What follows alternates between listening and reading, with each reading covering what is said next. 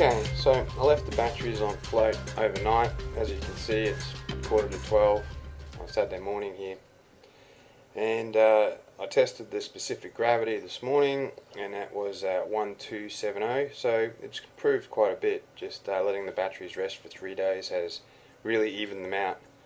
So what I decided I want to do now is a test to see how long this system can go without any grid power whatsoever.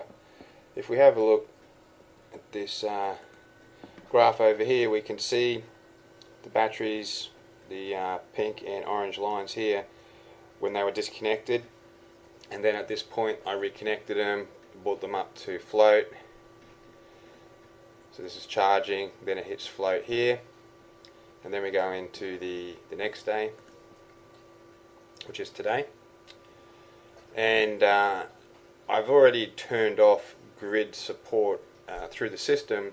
What I'm actually going to do is physically disconnect the grid. So feel free to follow this. I'll put the link down below. This is live data feeding from the system, so if you want to, you can have a look and see how it's doing. Just to explain once again, the orange line up the top, which is temperature, reads temperature, is actually the state of charge of the batteries. And the pink line here, just beneath it, that's the voltage. This red line here, which wiggles up and down, that's the power consumption of the house. So once I turn off the grid power altogether, that will be power coming out of the batteries. And of course the green line here, which shows a typical pattern for a cloudy day, is the amount of solar coming in. You'll notice that when the solar drops off significantly here, so there's a big cloud, it starts drawing power. Now actually today I haven't allowed it to draw from the grid, so it's actually drawing battery power there. And you can see that by the fact that the state of charge is 99.6. I don't know why it's pulling anything there. I'm not really sure why it's doing that, but over here you can see it's actually exporting to the grid. It's a shame to lose the export power, but at 11 cents feed in, it's really not worth that much. So it feeds in 10 kilowatts, that's $1.10. I think I can afford to spend that for the sake of seeing what happens. Now, do I think the system is going to stay charged? Well, there's a couple of issues. Number one, my family, they have no interest whatsoever, so they'll just do what they do. 3 monitors on each, and leaving lights on, and microwaving, and so on and so forth. That's just, the way it goes. And the other thing is, I do not think there's enough paneling on this roof. If it's cloudy conditions, there's absolutely no chance, I think, that the system will charge up. But let's get ready for the test. I'm going to jump over here and I'm going to set the overall state of charge threshold to 40%. So if it hits 40% state of charge, and I'll enable state of charge shutdown, it will start drawing from the grid. Well, it really won't be able to because the grid won't be connected. But anyway, we'll push that in there.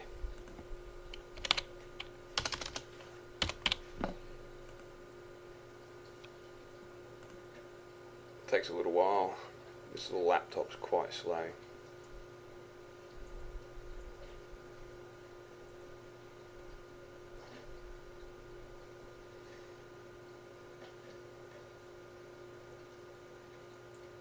There we go.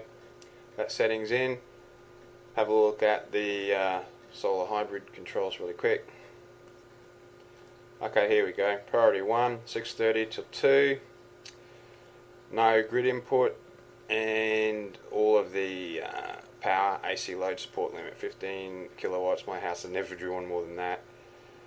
I'll have to change that to 40%, and then we'll go to priority 2. Oh, and charging is renewable only, so back to priority 1.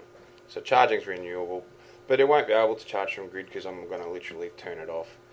Back over here, that's 15 kilowatts. Change that to 40%. I'll put that one at 40, and over here change that to 40%. So those are the 3 schedules. They're all basically doing nothing. It's just there's going to be no grid power, and that's just the way it's going to be. So we'll put that in.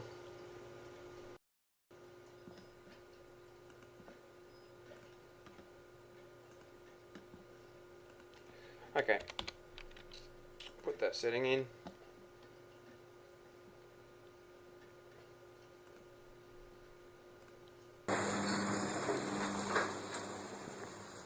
So at this point, it's time to go out, and what we'll do, literally turn the grid power off.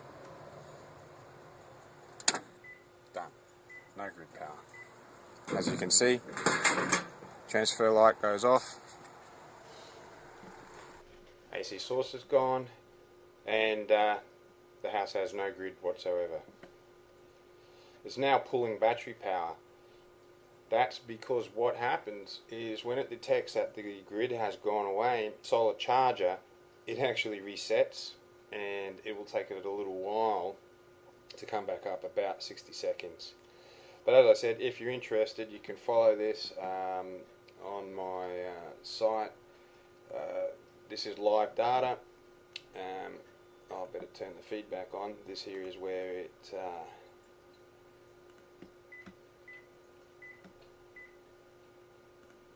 better silence the alarm. It's having a complaint. It doesn't like being without power. And I'll turn this little script on here that I have. I have this little exe that I wrote that parses the data, and that script just sends commands to the actual system saying export the data every 5 minutes. So yeah, if you want to follow along and see how I go, I'm going to keep going for as many days as I can. When I hit 40%, that's when I'm going to turn the grid back on, and we'll see how long it goes. So this is day one.